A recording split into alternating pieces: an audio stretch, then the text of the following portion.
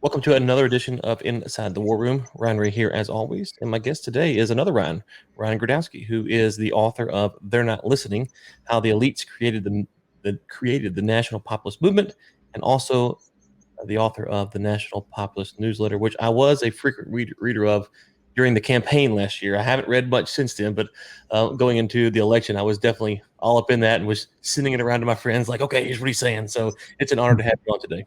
Yeah, I hope I was pretty accurate. I think I was during the campaign. Yeah, yeah. Well, I mean, the campaign. Well, let's start there. So, why did Trump lose? Oh God. I think that the biggest answer is he trusts his entire political team to his son-in-law, Jared Kushner. And I've said this multiple times. Had Ivanka married Tom Brady, Trump would have had a second term in the White House. Jared was a political novice who thought that he was a genius and he thought that he could single-handedly remake the entire map of the United States by himself. He was the one who perpetuated a lot of his policies, like trying to win over 25% of the black voters by giving the platinum plan out and doing criminal justice reform. He really thought that because he was a white person who read The Atlantic, he understood how to get the black vote. Um, that was a big problem, big part of it. Obviously, COVID is the second biggest part of it. Had COVID not happened, Trump also probably would have won. The way that states handled their reaction to COVID was horrendous. I live in New York. We are not great with counting votes in elections. I think we counted our last election like 6 months after election day. Nonetheless, and despite New York City being the worst place for COVID early on, nonetheless, we all had to sign our petitions to get our ballot. We don't have voter ID, we still have to sign. We figured out a way to make everyone sign. Uh, Georgia did not.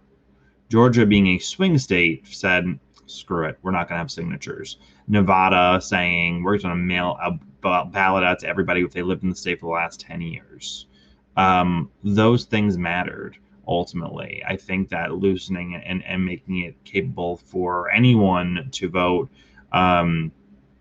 definitely incite a lot of low information voters or voters who don't typically vote in elections to sit there and cast a ballot for Joe Biden. I think that hurt him for sure. Georgia doing motor voter, where if you have a driver's license, you can vote. Once again, an idiotic idea. Um, you should not that it should be impossible to vote, but you should want to vote. It shouldn't be something where even in the Roman Republic, there were restrictions on voting. Even in Greek democracies, there was restrictions on voting. They made it so they incentivized and galvanized people who voting was to put a picture on their social media to go vote. I think that was probably a very bad handling of it. And then lastly, and most importantly, Trump did not campaign for white Americans. He didn't. He didn't at all. We had a platinum plan. We had an American plan for Hispanics. When on the campaign trail did Trump ever mention non-college educated whites? When did he mention working class whites? When did he talk about the problems facing rural America? Where was for the plan for whites in lower class positions? Where was our $1 trillion plan? Not that I'm one of them, but where was their $1 trillion plan? If you don't give people a reason to vote for you, then they're not necessarily just going to vote for you. So it was an accumulation of all of those problems that really turned out and crushed him. And had he done 0.3 or 0.4% better, he would have won re-election. That's all it was 0.4%. But when you lose 2% of your base, which is white men, that'll do it. It was interesting because, anecdotally speaking, talking to people down here in Texas, there was plenty of them that voted for Trump in 2016 that were just frustrated with Trump. And I go back to the George Floyd situation. So Trump, I'll get the timeline wrong, but it's pretty close here. Floyd was killed on like a Tuesday or Wednesday, maybe, and then by Thursday or Friday. Oops, sorry, I don't know what happened. What got a lot of attention was what happened that night, that Friday night at the White House, and how Trump was tweeting about it and kind of almost antagonizing the protesters. And people that I knew that were Trump supporters didn't realize that he had contacted the Floyd family. All they knew about was his tweeting, and so it was weird to see that he gained voters, but yet there was plenty of people who were kind of frustrated with his antics. Well, let's talk about the George Floyd riot. So the Floyd protests start on the Thursday, right? Thursday or Friday, outside of the White House. I texted my friends inside the White House and said, when is he going to give a national address? And it get worse and worse. I think it's Friday night now. And my friends inside the White House said, who do you want to write the address? I said, what do you mean? He said, there's no one here. I said, what do you mean there's no one here? Jared and Ivanka were away for, I think it was a Jewish holiday. Mark Meadows' daughter was getting married, so he left. Kellyanne was I think no longer in the White House, so she wasn't there. It was Stephen Miller, one or two other people, and the digital guy, Dan Scavino. That was the entire White House the entire weekend. There's nationwide protests. There's thousands of people outside the White House threatening to burn it to the ground. You have members of the White House security being hurt, and there's no one there. And there's no one there for days. And the last thing they say to Trump before they all leave is, "Don't say about George Floyd." They pushed him not to say anything. So what is he left to do? Hide in a bunker and tweet law and order over and over and over and over again. But that is what I mean, this is the fragile state of that White House. And that is how, and I mentioned Jared Kushner before, and it's not to hate on him because I don't know him and I don't wish him any personal ill, but they inside the White House, inside the inner circles of the White House, they used to call Jared the prime minister and Trump the president.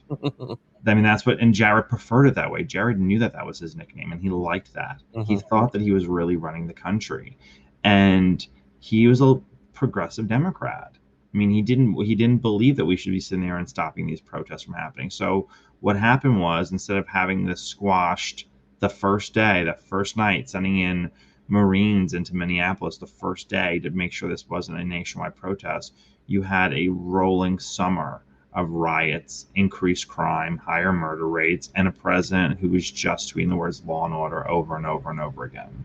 Okay, so how do you balance that with, a lot of Republican friends that I know that voted for him twice believe I voted for him 3 times. I mean, I voted for him twice in the primary and twice for president. So once in the primary. Okay, so so how do you? I'm not sure your general stance on him though, but just talking about. So I'm a libertarian. I didn't vote for him either time. That's some things he did I liked, some things he did I didn't like. So I'm you didn't vote for him either time. You said? I didn't vote for him either time. No. Well, when Texas turns blue, we'll be glad that libertarians are fighting for their integrity. Well, we can talk about that in a second. I'll be happy to get there. We call it Inside the War Room to have good conversation. So if you want to go there, I'd be happy to go there. The problem with what you're saying is that if you look to the Trump supporters I know who were, both times, they kind of believe in this ethos of who Trump was. I remember guys writing, Trump's the boss after they clear out, and Trump's just playing 40 chest. Look at what you're saying here. I'm like, okay, that what you're telling me is you have someone who's not in control and is not above average intelligence, because anyone watching what's going on can realize this is going to end badly. And then you take how he handled some of the COVID messaging. I've always struggled because sometimes, like when he was dealing with North Korea, I thought how he handled the North Korea stuff was really shrewd, right? He's kind of toying with Kim Jong-un, and he goes and meets with him. I liked all that. And then the COVID stuff, it's like, to me, Trump was very good when things were going well, but he was not the guy when things are when the walls are coming in on you. He really seemed to struggle. That was my assessment. Disagree or agree? I don't think that that's an accurate way of doing that. I think that on certain things, Trump had political allies who understood his vision and were capable and to push it out. So like on renegotiating trade deals, Trump had Robert Lighthizer, who was a very, very intelligent man, capable, professional, able to carry out his vision, and was very successful in renegotiating trade deals. You had when push came to shove, and I think After I think we had 5 DHS secretaries, that was the worst department. Chad Wolf, and I was very critical of him, but Chad Wolf was very capable in creating third country agreements, and pushing out Remain in Mexico. Some people were very, very good at carrying out his vision, but as a whole, they were not. And part of Trump's ability to do stuff for a while was because there were so many warring factions inside the White House, where he could lean on some group of people to get a large portion of what he wanted done. By the last year of the admin, you have a very based and very capable department inside the administration and PPO hiring very strong people.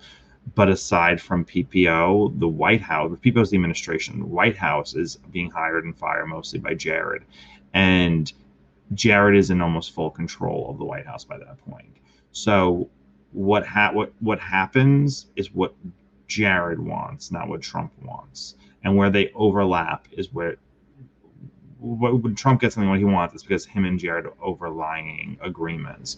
But there were so many times in that admin that Jared and several other people besides Jared just openly said they would meet with Trump. They would say, oh, absolutely, absolutely. They would walk out and say, ignore him, just don't, because he had no follow-up. And also Trump hated firing people. Like, that's the great irony of Donald Trump, is that he wasn't the man from The Apprentice. He hated firing individuals. He had a meeting.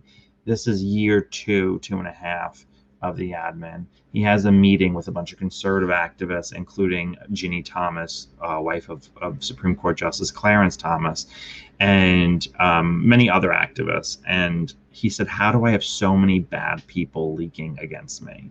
And one of the women in there, who I won't say her name, points to Johnny DeStefano, who at the time was head of his PPO, his Office of Personnel, and says, it's because of him. He hates you, he leaks against you, and he's hiring people who hate you to sabotage you.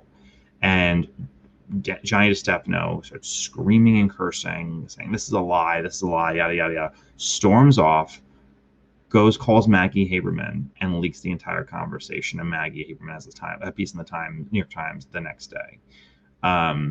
Trump knows this. He's made aware by many, many people he trusts that Johnny DeStefano is a terrible hire. He was John Boehner's former coffee boy who became the head of a major department. And he didn't fire him for, I think, like 8 more months. And the whole time, Johnny is just, rubber stamping every bad person you could possibly want in the administration. So that was the fault of Donald Trump as an executive. I don't think that he understood or cared about the inner workings of how a White House works for a very long time. It wasn't until John McEntee comes in year 4 that you see people who are actually loyalists, who actually have a same vision as the president, getting good positions. But for 3 years, he just either he didn't care, didn't want to care, didn't understand. I don't know what I don't understand his psyche, but that was the major problem of the administration. Take him and compare him to, and I'm just making a bold comparison, but take him and compare him to Ron DeSantis. When Ron DeSantis walked in, and obviously there's different laws between Florida state employees and federal employees, but first thing Ron DeSantis did was fire the Broward County Board of Elections operator who counted all the votes. Remember in Broward in 2018, where these votes were just coming and coming and coming.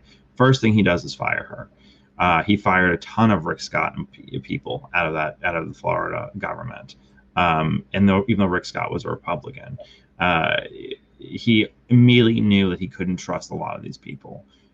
That was the type, and I'm not endorsing DeSantis saying he'd be a great president. I don't know, but he instinctively understood how the hiring process was so important to the actual job of working administration. And I've mentioned this in this podcast before. I'll say it again. John Bolton's book actually talks about this in the context of Rex Tillerson.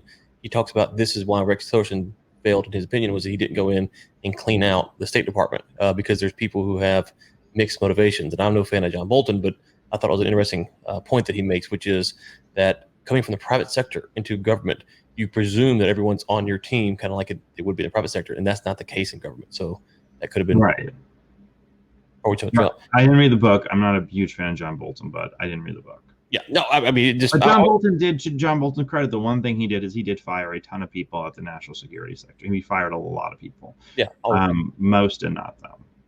I'm no fan of Bolton, and I think Bolton should read the book himself because, like, some of the things he says, it's like, man, did you read this or did the I don't know if he wrote. I don't know, but most conservatives who write books don't actually write them. I wrote my book, but I don't think I have no idea if he wrote it. If he wrote his.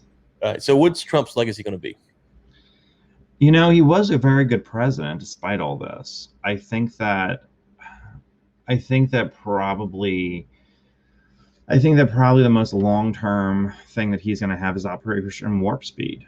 I mean, Operation Warp Speed is going to create cures for diseases way into the future. I mean, it just is. It's going to, I talk to science people, and the fast tracking of the rDNA, which I know is controversial for some people, but the rDNA vaccination and that type of medicine, and I'm not a scientist, so I'm probably saying this completely wrong, but the rDNA stuff is going to end up becoming cures for HIV and for cancer and for a lot of other diseases that are been plaguing people for a very long time. And I think that Operation Warp Speed will probably be the long-term part of his legacy that he should really be proud of.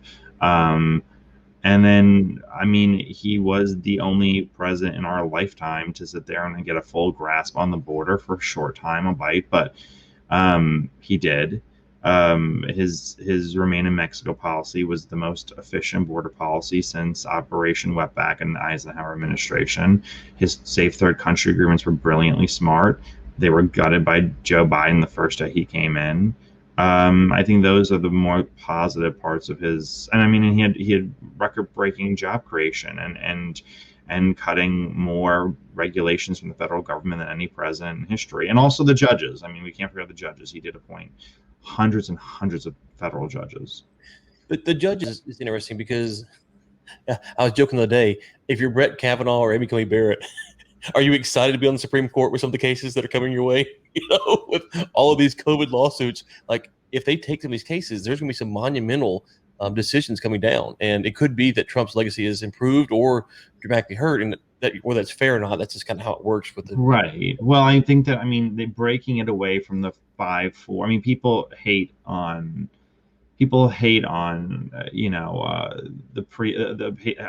Kavanaugh and Gorsuch and Barrett for not being so rock solid, but I would prefer a court where it was, and now it's 3-3-3 court. It's 3 conservatives, 3 liberals, and 3 people you don't know which side they're going to go on.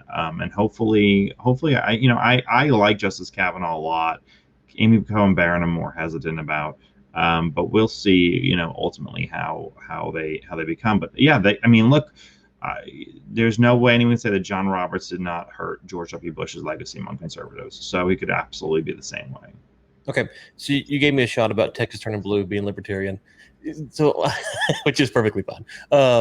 The problem that I have, and this is what I ask, I know you're Republican. Are you conservative or Republican, or how would you? I'm a registered in New York. You could be a registered conservative, registered Republican. Okay. I'm a registered Republican. Okay, so you're not a conservative though. I'm not a registered conservative now. Okay.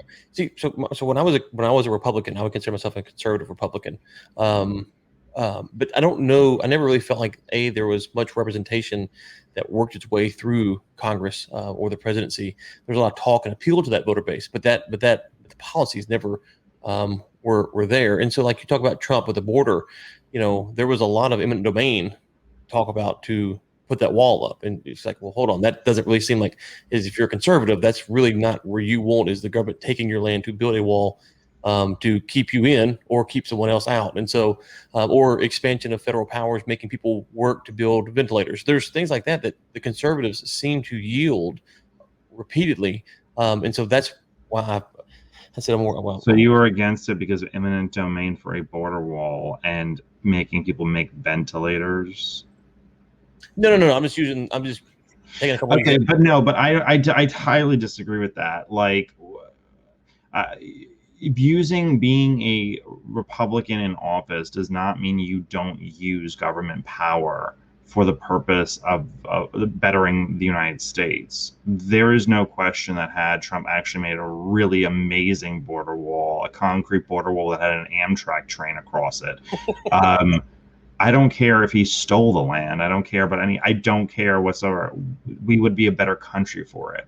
Uh, yes, most cases of eminent domain, like the case in Connecticut where they stole someone's land to make a private sector business that never even happened, that's a horrible use of eminent domain. But all cases of eminent domain are not bad. I mean, we made the international highway system off of eminent domain. We are certainly a better country because I can drive to California. Before that, people couldn't drive across their state, let alone drive across the country.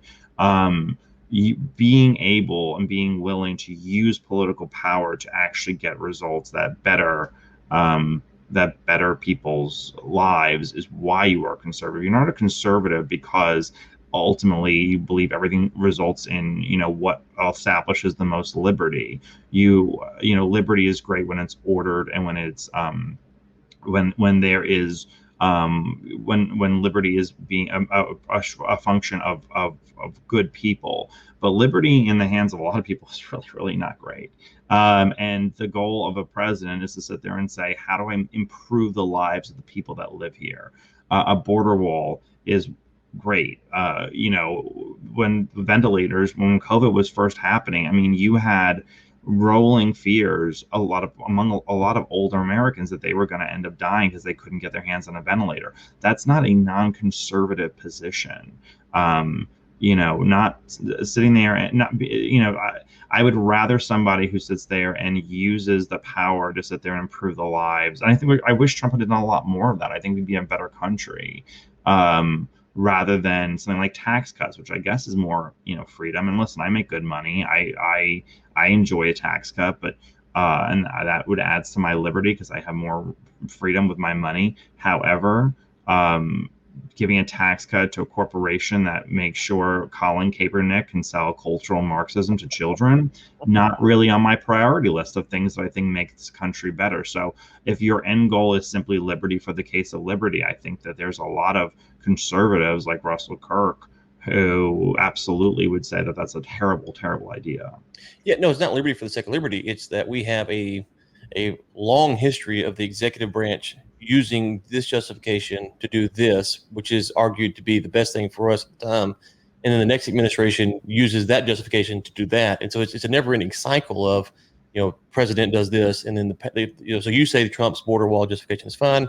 And then Biden comes in and does something. And then the Republicans go, oh, well, that justification is like, well, but that is the ever endless cucked,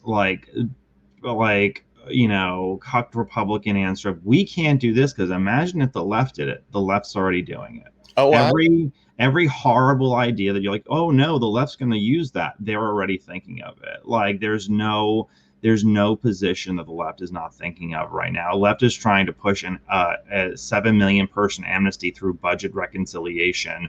So we couldn't end the filibuster because then they could just end the filibuster. Like these kinds of ideas. I'm not that I'm against ending the filibuster, but I'm not that I'm for ending the filibuster. But the point is that Republicans are constantly saying, well, we can't touch this because if we did this, then the left's going to do it. They're lefts. Every one of your political enemies, you have to stop imagining that the modern left in America wants to debate you on what Thomas Jefferson and James Madison wrote in the Constitution, or in the Constitution. They don't care. Like they don't care. At this point in our nation, whether we like it or not, it is a consolidation of power, and it's a matter of who's getting the political power. It should be the best kinds of people, but there are almost no limitations to that power left anymore. The judges certainly are not going to sit there and start reining in massive amounts of government power. They'll do it on a case-by-case basis, but there's no area where the left is not going to sit there and try to use political power to benefit themselves and put themselves in power forever. So the question you have to ask yourself is, who is going to be there to sit there and make sure the people that they vote for them get a better life out of voting for them? And if that means working class, poor people in West Texas who died 20 years before the people in Austin because of poor living conditions, opioid epidemic, worse jobs, smoking habits, bad eating, then and a president comes in and says, I'm going to use whatever executive power I can to make sure people in East Texas and West Texas and Randy Jackson and Louis Gohmert's district are going to live life longer so that they match Austin, which died 20 years later than them. I don't care really how they have to sit there and use the power. I don't think that we should be sitting there and worrying about limitations, because we're arguing amongst ourselves while the left is getting pure, the left is turning every state into California slowly but surely. So let me ask you this then. You take something like the Patriot Act, which came in under conservative administration. So, I mean, I don't know what your stance on it generally. I have no idea. Are you for it, against? It was a horrible garbage piece of paper. It's everything in Georgia. If we have a correct understanding in history, George W. Bush is probably the 5th worst president in the history of the United States, and every statue, school, and building named after him should be changed to, I don't care, Saddam Hussein. Like, anything is better than George W. Bush. So I have no reasoning to sit there and praise Bush whatsoever. He's a horrible, horrible president. And I mean, maybe it would have been the case that Al Gore would have been a better president than George W. Bush. I don't know, but or maybe Bill Clinton could have got a 3rd term. It doesn't matter. But whatever it was, George W. Bush was a horrible, horrible, horrible president of the United States. So the reason I'm asking is because the Patriot Act, which came up under Bush.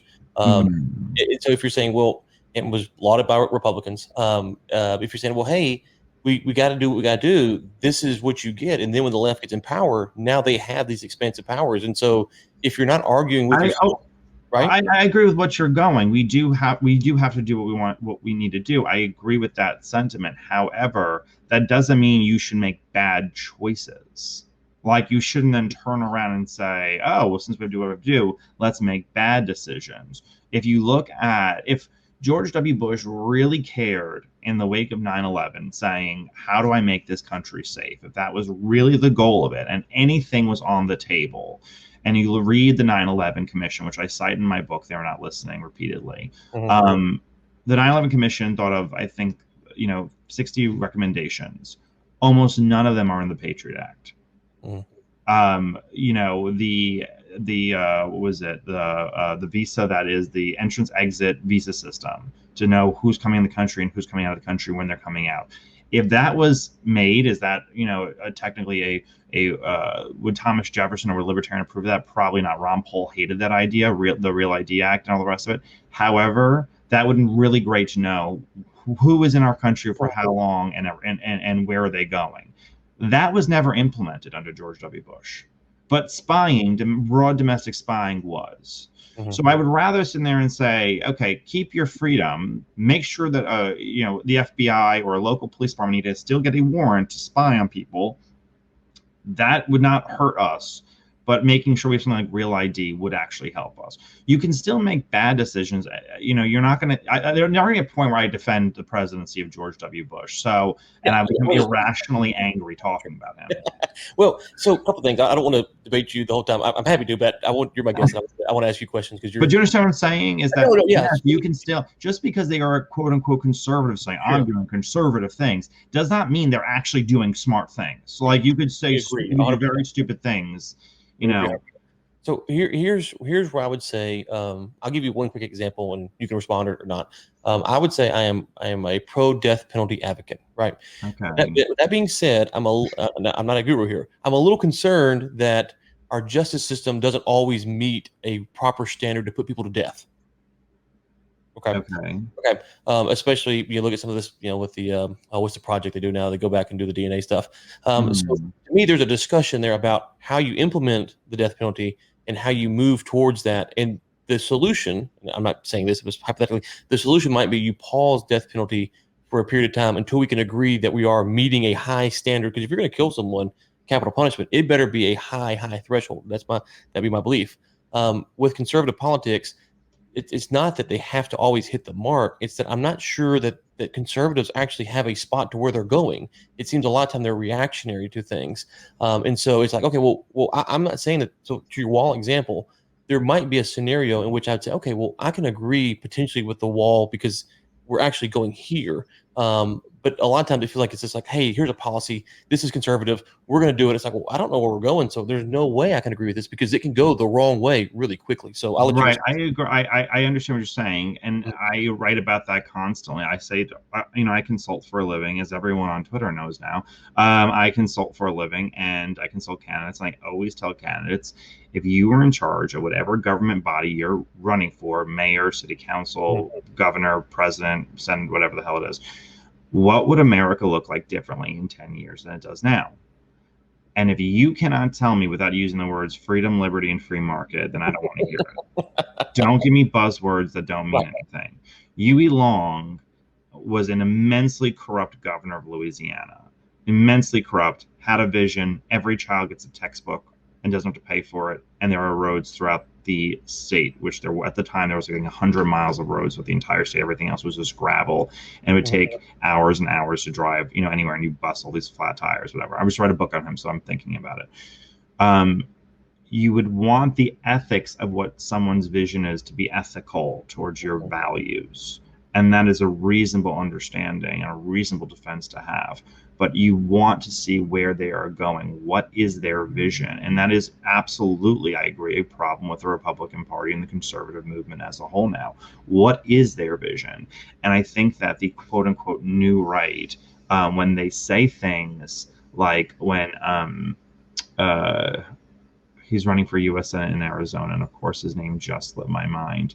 The tech guy from Teal, Blake Masters. When Blake Masters says he wants to make an economy where you can live a middle class life on a one person income, that is a vision. That's a goal that everyone can understand. When someone sits there and says, if someone wanted to say, hey, I want to revive rural parts of states by building light rail to town centers of dying towns and connect them with big cities, so you don't have to live in Houston or Dallas or Austin. You can live in the most rural parts of counties. That's a vision. Now, you hope that vision is carried out ethically in the most responsible way. But a lot of times the biggest problem Republican politicians have is they don't have a vision. Agreed. Okay. With that being said, can the GOP survive? We got midterms coming up. There's a lot of debate. It seems like how Trump is going to, what role he might play, not necessarily running, but who he's going to support. I saw today Dan Crenshaw was getting heckled at some event because he was saying that there was no election fraud, and this I guy support always Dan Crenshaw being heckled for any reason whatsoever. So I am absolutely okay with it. I don't care if I agree with him or disagree with him. Dan Crenshaw should be heckled out of Washington. So can the GOP survive? What's your thoughts? Can it survive? Like in the next election cycle, I think they're going to do really well in this election cycle. I think they're going to win. Can it survive long term? Probably not. I think the better question is, does America survive long term? Then can the GOP survive long term?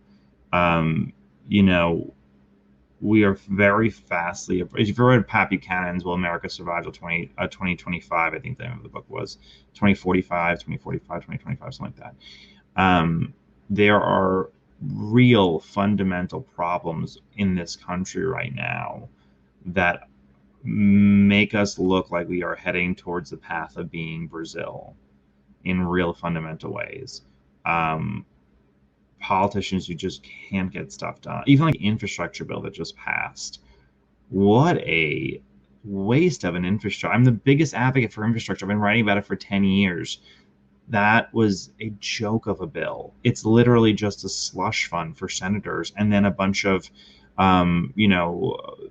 partisan issues that got a couple $100 billion here and there. But there was no grand vision of how to fix infrastructure. If Donald Trump could rewind the tape and could actually execute something, and rather than doing the tax cut and try and repeal Obamacare, had he said, let's create an infrastructure policy that really looks at rural America, the parts of America that voted for me and voted for Republicans every single election by overwhelming numbers, the parts of America that are truly dying. They're physically dying. There are less people living there every single year. No one wants to move there. There's no jobs going there. How do we get Erie County, Pennsylvania, or Mahoning County, Ohio, or parts of Michigan, um, parts of Texas? How do we revive their economies? It's not that the labor laws are so expensive that they can't compete with China. That's not it. It's not the tax law is that bad, because more manufacturing jobs are moving to California than to Ohio, which is far cheaper laws both on labor and on regulation. No, the question was that it's not desirable. When Apple wanted to move to Columbus, Ohio, they couldn't because the internet was so bad. They said we'd have to invest too much money to sit there and even make this happen. So rather than looking at the states that voted for him, looking at the areas that voted for him and saying, how would we improve infrastructure and have a public-private partnership that's going to complement industries? Let's sit there and say if the government had two goals: improve infrastructure and bring home supply chains, something that overwhelming numbers of Americans agree with. And then he partnered that by saying, okay, we're going to penalize companies that make our military and our medicine overseas to bring those vital industries home. How do I couple that with making sure not only they're going to come home, but they're not going to go to California, or they're not going to go to Texas, they're not going to go to Austin, they're not going to go to the place that all the other companies are going. They're going to go to these 50 counties in the Midwest that are dying. What do they need to go there? How do I make sure those companies, that is a desirable location? How do I team infrastructure up with improving job creation in parts of the country that are voting Republican and are dying? That vision was never there, and it's not there with his last infrastructure bill, because all it's going to do is allow every senator to walk around their state saying, this is the Susan Collins highway to nowhere. That is not going to be this is going to be the Paul Cassidy Bridge. Like, that's not, yes, all those repairs are needed, but you have to think larger. China is, our competitors are, but, our leadership they're, retarded. I mean, that's just what they are. They're retarded. You mentioned, and that's an insult, and I don't mean to insult mentally handicapped people. They're better off than most of the politicians. You mentioned, will we used to be a country, and so in 2015, 16, I don't know, somewhere around then, I remember kind of talking about the era of the large nation state and how it's got problems coming. Now, this is before Brexit, before Trump won. Just kind of looking at the land. Because I remember going, why do I lived in Louisiana at the time. I'm from Louisiana originally, so the Huey Long. Part of Louisiana. You know where Duck Dynasty is? Monroe, West Monroe. I was just in Louisiana. Yeah, I know where West Monroe is. Yeah. I lived there for the first 30 years of my life, basically. Anyways, I remember just looking around, going, why in Northeast Louisiana do I want someone from San Francisco to rule over me with their policies, or someone from Maine, or someone and why do they want me to rule over them? The concept of this large, especially where we're at, a very expansive nation state that covers so much ground, and it's so many different cultures and stuff. I felt like it was, not for long. And I didn't mean next 5 years, 20, 30 years that we can start seeing problems. Now, obviously it's gone a lot quicker than that. But can we get to a spot to where we can agree that, where I sit now, which is in Hood County, Texas, what we want in Hood County, Texas is just not what they want in San Francisco. And I'm not trying to make a judgment on who's right and wrong.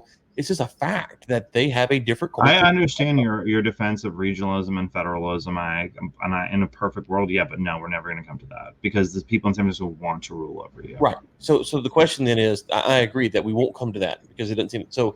Then where do we go? But people in Texas don't want a lot of what they to a certain degree. They don't believe they want to rule over people in San Francisco. Probably so. I mean, I'm saying red state America values do want to rule over blue state America values. It is an equal thing. I think that, and I live in a blue state. I've lived in a blue state basically my entire life. I do not believe, I would love a law that banned drag queen story hour for children. I don't believe you should sexualize children. A lot of people in red state America believe that should be a law too. Those are times I would like the red state values to take on blue state values. And likewise, there are certain blue state values, like eating kale is not going to be terrible for you, that I wish were imported into red states. I think there are certain things that that would be beneficial for more control over people. The problem is that every institution is people of that San Francisco mindset, and they do want to rule over you. They don't want you to have your own regional opinions or regional values because they hate them and they think that they're backwards, and they will never come to a place. And every time, going back to libertarians voting in Texas, every time that you sit there and take a moralistic approach, and not that every Republican is great because most of them suck, but every Democrat sucks. As my friend Ann Coulter always says, there's a lot of bad Republicans and there are no good Democrats. It's basically the truth. Maybe like a city councilman somewhere is good or something, but other than that, it's not good. If you sit there and say, I'm going to sit on my hands and knees, if you live like me, if you live in a blue city in a blue state and you hate the Republican, you want to vote for libertarians, all right, our vote doesn't matter anyway. Do whatever the hell you want to do. I've done that. But if I lived in a state that is looking out into the abyss, I would sit there and say, what responsibility do I have? And once you lose power, political party loses power, it is very likely that it's very hard in many cases for them ever to regain it, ever. Mm-hmm. You're never gonna regain it back because you're of the opinion that there is this large population of people that are swinging, I'll change my mind. That population is very small now, and it's getting smaller and smaller by the day. And that's just the truth. I mean, that is, I'm thinking about writing this article, and this will probably be getting me a shit ton of hate mail. But I'm thinking about writing an article that the decline in the white voters is the decline of swing voters. Because Hispanics swing, but not by very much. There's not a huge chunk of Hispanic swing, maybe 6 or 7 points. Black voters is a swing vote of maybe 2 or 3 points. But for white voters, a swing is 10, 15 points. And with the declining white population means you have a declining swing vote. It's just that it'll just be one way or the other, and it'll probably mostly just one way. Yeah. So, if I had lived in a swing state for either of the Trump elections, I would have given Trump a law. You do live in a swing state. You just don't know it yet. Okay. Well, it's getting closer. I think, it's not getting closer. It's there. It's there. Okay. A 5-point state. Let me rephrase. I was telling people prior to the election, hey, if you look at how Beto performed in the midterms, he got more votes than Hillary. I wonder what's going to happen here. And folks oh, you're crazy. I'm like, I don't know. We got to look at this thing moving forward. It could get purple. I'm not as pessimistic as you are, but listen, the midterms are coming up. Abbott's up, and he's going to get primaried by several Republicans, and so we'll see. Yeah, I met a few of them to consult for them. Yeah. And I've been to Texas. One of my best friends lives in Dallas, and I've been to Texas many times. But let me tell you, that cliff that jumps into the abyss, it's getting you guys a lot closer. And, Abbott running around saying how great it is to lure all these businesses from California and bring all their California workers and all the greatness of mass diversity from El Salvador and Guatemala. You're importing voters who hate you and who never want you to have any political power ever. And you're importing them in America, and you're importing them from overseas.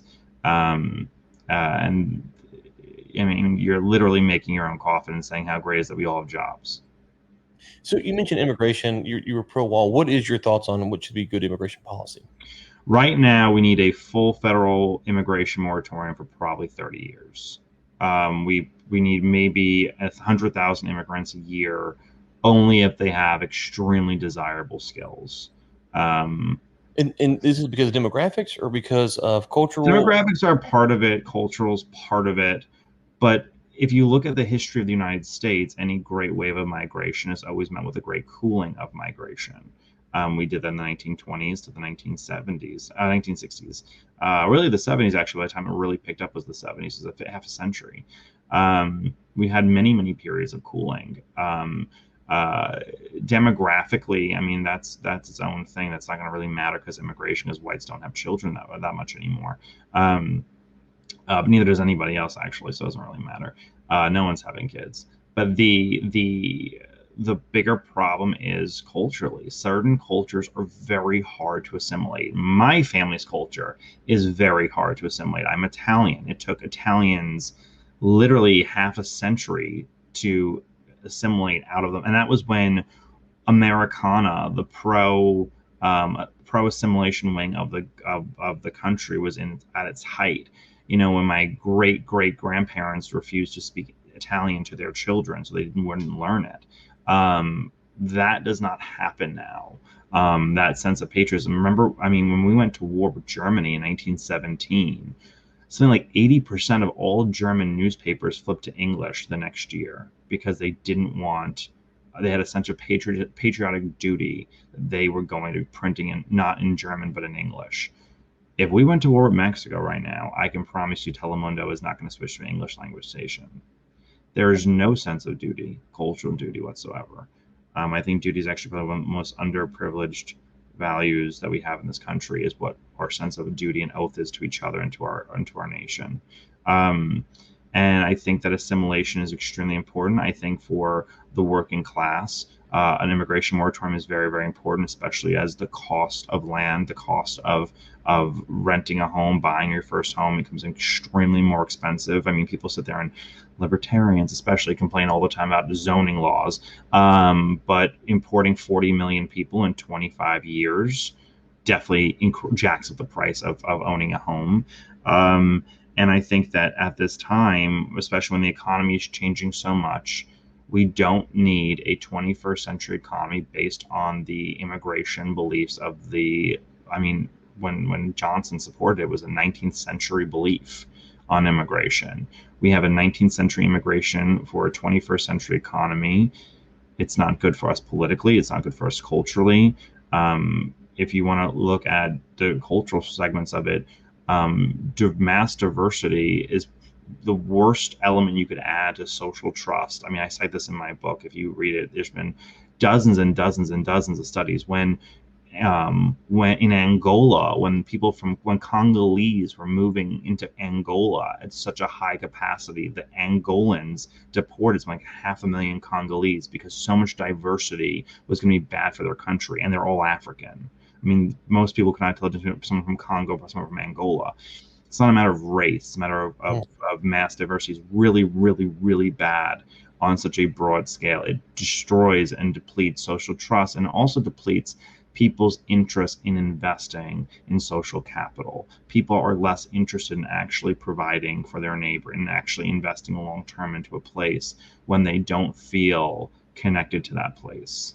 Yeah, I do think that most Americans don't realize what immigration talks are outside of the U.S. And so that kind of gives them a distorted view. If you go to spots in Africa or China or whatever, and how they talk about immigration, they're a lot more free to have these conversations. In the U.S., it's like either you're the worst person or you're the greatest. Oh, what I just said was probably a really spicy hot take for a lot of people. Yeah, but we had on some immigration expert a few episodes back, and I just kind of said, it's frustrating that you can't talk about this without either being either a racist or a socialist or a communist. And listen, I'm Sicilian, aren't I black? I can say whatever I want to say. Well, so the one thing I did want to say, though, is to your point about libertarians, you can blame us for some of our ideas, but you can't blame us for implementing the policies. That's all on you guys. So we can't take any L's for what's happened. No, but when the margin of error in many close election is the libertarian vote, you do have fantasies of mass murder flood your brain constantly, and you can't fault me for that. I literally, when you sit there and a national holiday could be like a catapult of a libertarian to Mexico Day, you sit there and say to yourself, this is not a bad idea. When that's the margin in Wisconsin and Arizona and Georgia, and you're like, God, this would be a better country without libertarians and believing that they have some kind of power in this world. We don't have any power. I know, but then don't vote like you do. That's the thing. Just stop voting so shitty. It's like women. I would respect you more if you didn't vote so badly all the time. You really thought the lady in the pantsuit who heckled was the voice of truth and light in this world? Get a freaking clue, people. Y'all ran John McCain and Mitt Romney. It's hard. I did not vote for. I did vote for John McCain because I was 19 years old, and I thought, oh well, I don't like Obama, so I'm gonna vote for McCain. Mm-hmm. I really liked Sarah Palin. I thought that I really enjoyed her. I did not vote for Mitt Romney, but I didn't live in a purple state. I voted for Chuck Baldwin, I think. I don't know. I voted for the Constitution Party. There you go. I can do that because my vote really doesn't matter. If you live in a purple state, I didn't. just fall in line and shut the hell up. Gary Johnson was never going to be president. Like, the man didn't know where he looked like he fell out of a building all the time. Like, he looked like he just came out of falling out of a building. Let, Green Party people think that their vote matters. Don't sit there and imagine that you're going to have some kind of, moral integrity by voting for, I don't even know the Green Party candidate. What who was the Libertarian Party candidate last time? Joe Jorgensen. Joe. Okay. Yes. I didn't vote for Joe. Who did you vote for? I voted for the most qualified person I know. You're going to hate me when I say this. Who? Myself.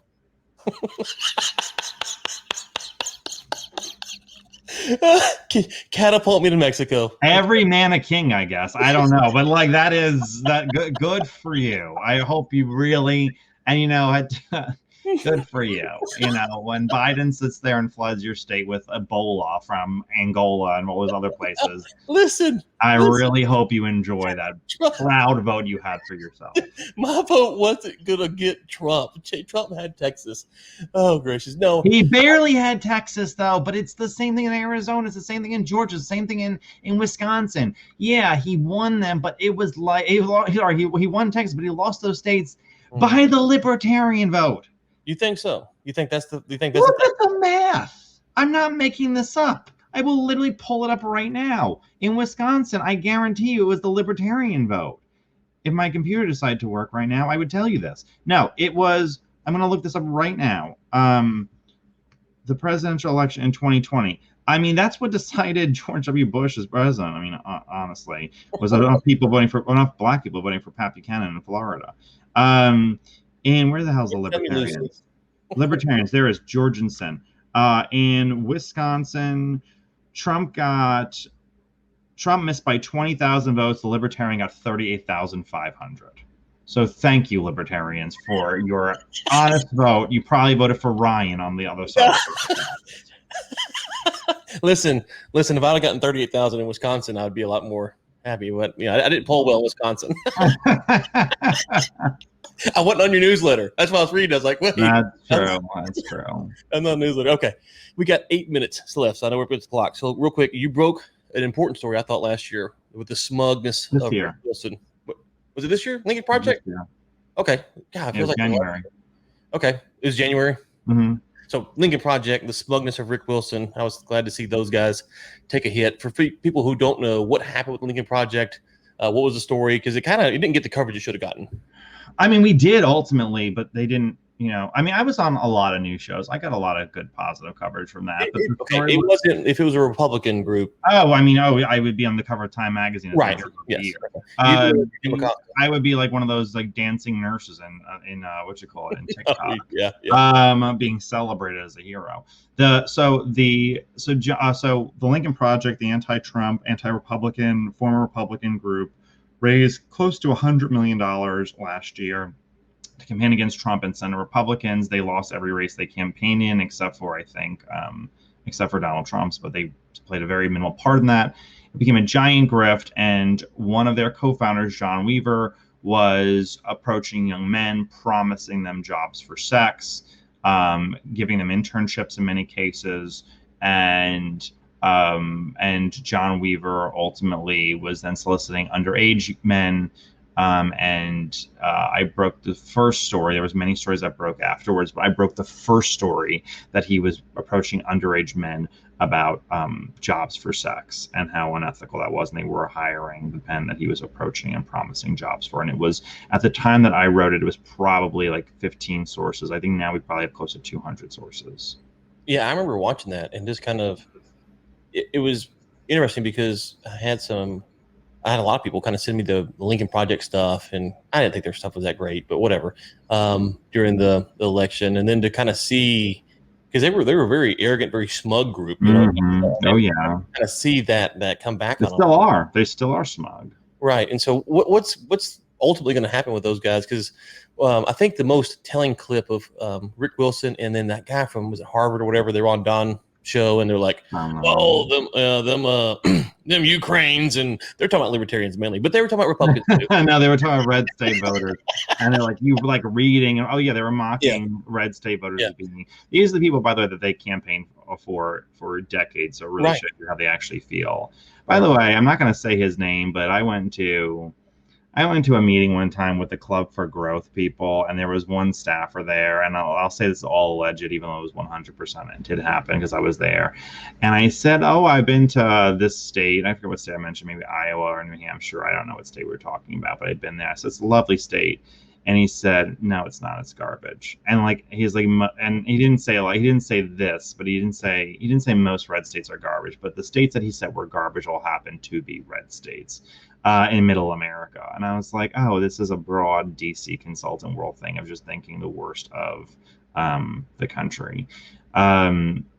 Anyway, that's neither here nor there. What will happen with them? They still raise $6 million. Look, as long as there's drunk Antifa wine moms, Cabernet wine moms drinking, there will always be a place for the Lincoln Project because they're, fighting against fascism that's growing. And don't you know that the QAnon shaman is about to be the president of the United States at any given moment? We are just days away from a possible QAnon shaman overthrow of the longest running democracy in the history of the world. So as we close here, let me recap. You would fix this country. You talk about what your vision would be. Ryan's vision would be is A, to catapult libertarians in Mexico, install the shaman, and to end the Antifa wine moms. Like those three things. Replace the shaman with an immigration moratorium, and you have a fabulous country. Stopping Antifa wine moms and catapulting libertarians from Mexico and catapulting them to Mexico and having an immigration moratorium, you have an instantly 50% better country. Okay, I can respect that. I can respect that. Well, listen, thank you so much for doing this. I enjoyed it, even though you had to slum down here with the libertarian for the day. Anytime. I appreciate this. Where can people find you? Because you have a book we mentioned. You also have a Substack or a I have newsletter. a website, ryangirdusky.com. You can subscribe to the Substack. It's $6 a month, and I do like real deep dives into politics and policy and people and election stuff. And I give the week, every week I have the newsletter is all the news around the globe that's from a national populist perspective. I have that. I have the book They're Not Listening. You can get it anywhere you want, even Amazon. They haven't banned me yet.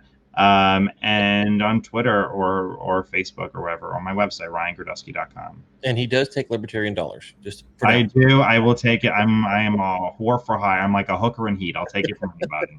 Well, Ryan, thank you so much. And for listeners, we'll talk to you next time.